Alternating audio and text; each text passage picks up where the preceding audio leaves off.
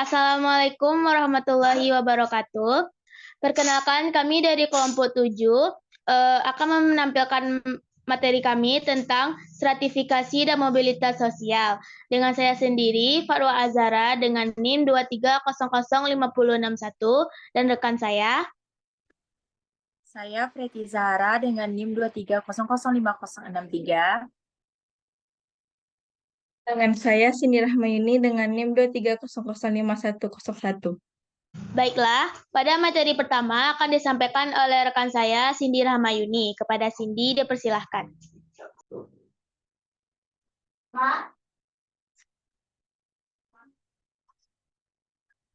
Materi kita yang pertama, stratifikasi. Pengertian stratifikasi. Stratifikasi sosial secara umum adalah pengelompokan anggota masyarakat dengan secara bertingkat maupun vertikal.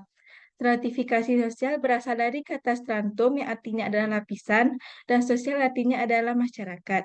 Pengelompokan atau penggolongan kelas masyarakat tersebut sifatnya adalah hierarki vertikal yang akibatnya adalah memunculkan istilah kelas sosial atas atau upper class.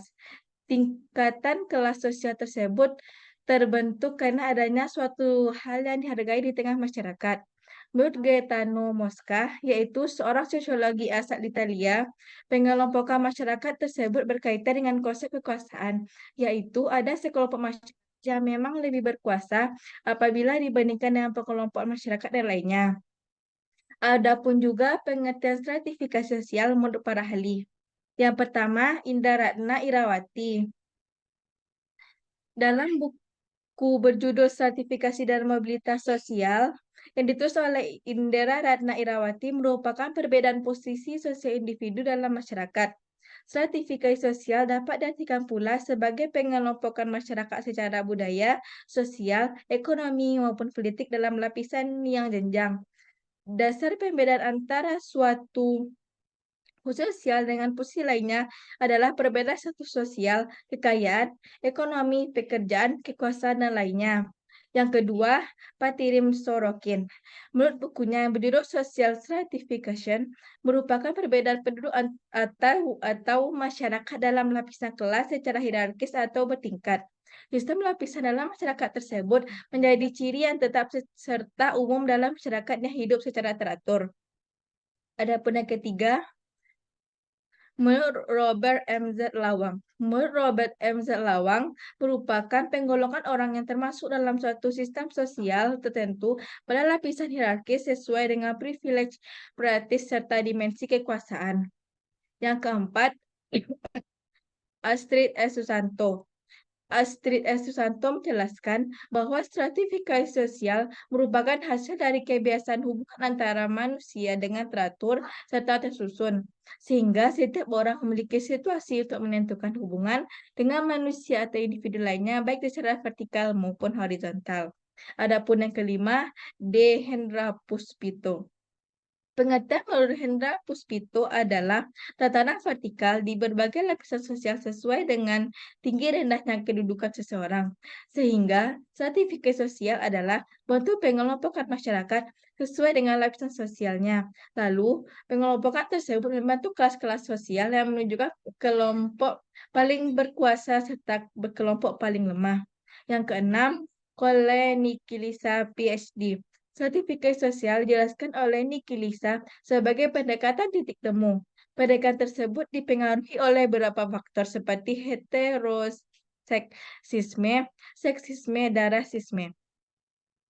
Adapun yang kedua, fungsi stratifikasi sosial. Berikut penjelasan fungsi-fungsi dari stratifikasi sosial. Yang pertama, distribusi hak istimewa yang sifatnya objektif. Fungsi yang pertama merupakan distribusi terhadap hak-hak istimewa yang bersifat objektif. Maksud dari distribusi hak istimewa objektif tersebut dalam menentukan tingkat kekayaan, penghasilan, keselamatan, serta kewenangan pada jabatan maupun kedudukan seseorang.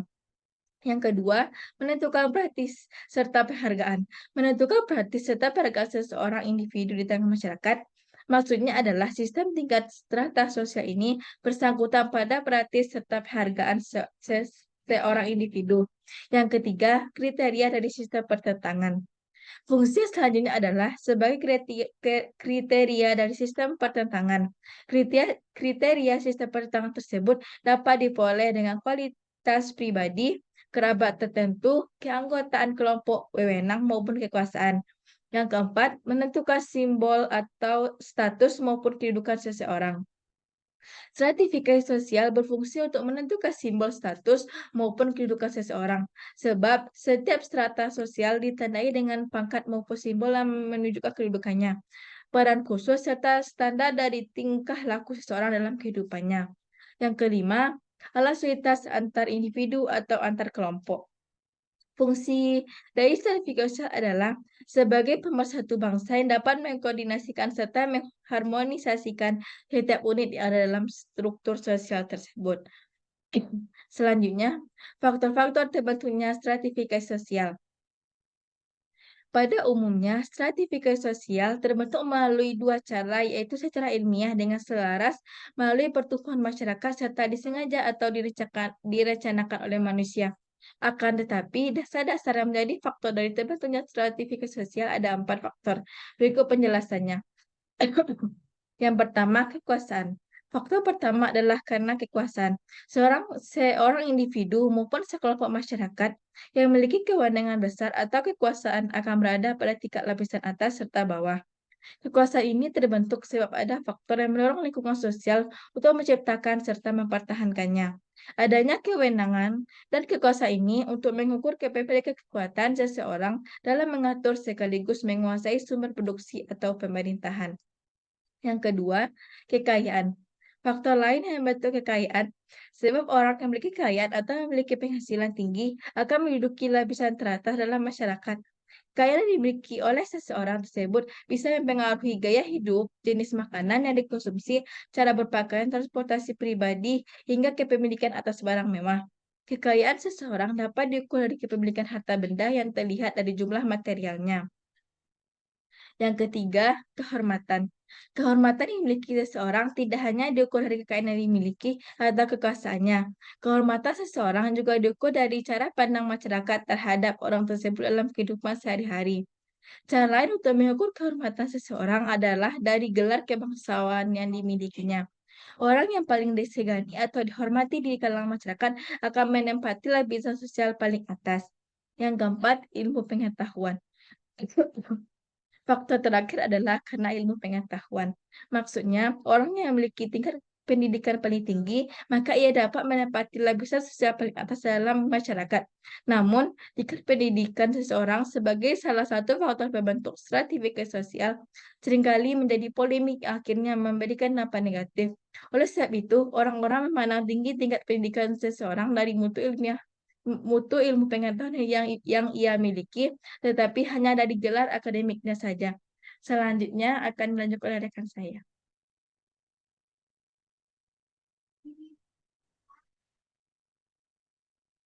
Selanjutnya, sifat stratifikasi sosial. 1. Stratifikasi sosial terbuka. Sifat terbuka dalam bentuk stratifikasi yang memiliki sifat dinamis dengan mobilitas yang cukup besar. Dalam hal ini, setiap anggota masyarakat dapat berpindah-pindah dengan bebas dalam strata sosial, baik horizontal maupun vertikal.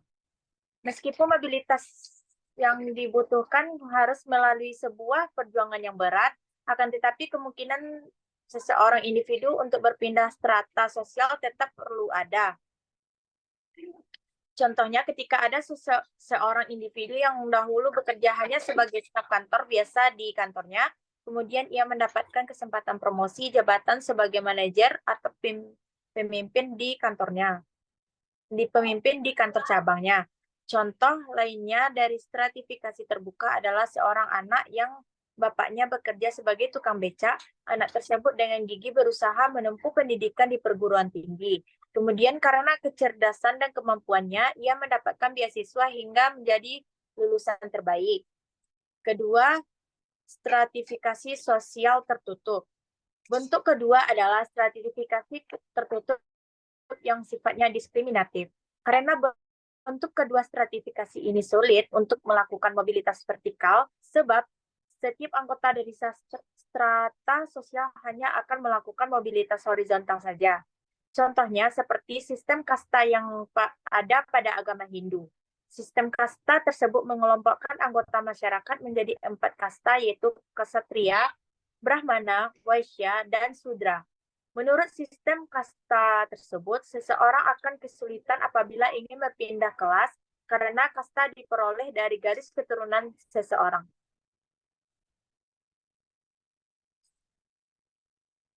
Dua, mobilitas sosial.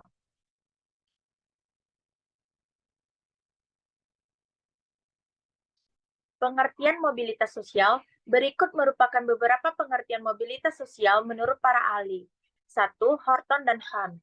Mobilitas sosial adalah tindakan berpindah dari satu kelas sosial ke kelas sosial lainnya. Yang kedua, Paul B. Horton. Mobilitas sosial adalah sebuah gerak perpindahan dari satu kelas sosial ke kelas sosial lainnya atau dari strata ke satu ke strata lainnya. 3. Kimball, Young, dan Raymond W. Mack. Mobilitas sosial merupakan suatu gerak dalam struktur sosial yang mencakup sifat hubungan antar individu maupun kelompok dengan pola-pola tertentu yang mengatur organisasi di suatu kelompok sosial. Manusia sebagai makhluk sosial tentu tidak dapat lepas dari adanya sebuah mobilitas sosial, baik itu berubah menjadi lebih tinggi maupun lebih rendah dari sebelumnya atau mungkin hanya berpindah tanpa mengalami perubahan kedudukan.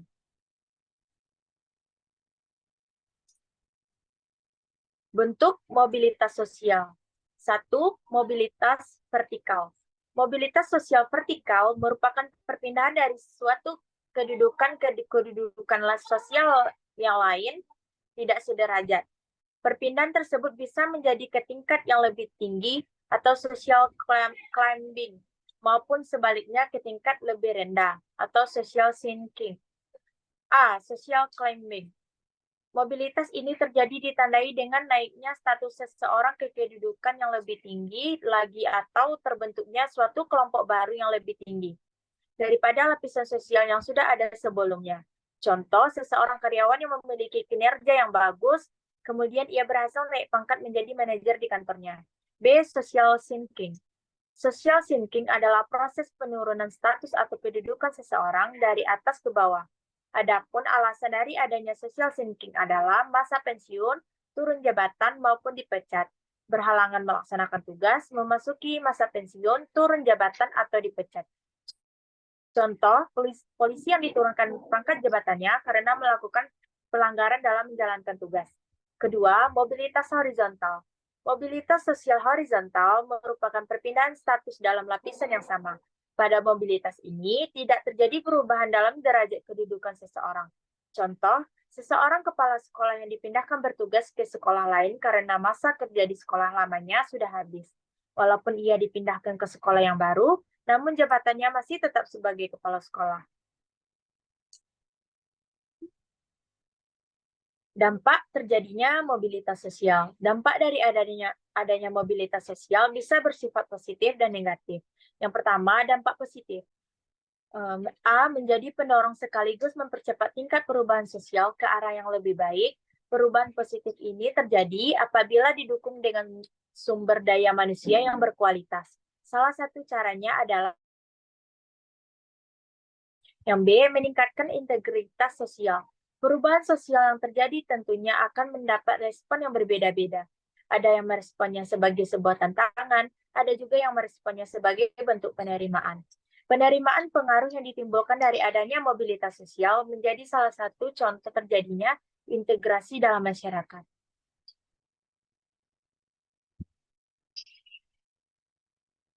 Yang kedua, dampak negatif. Yang A, timbulnya konflik-konflik sosial.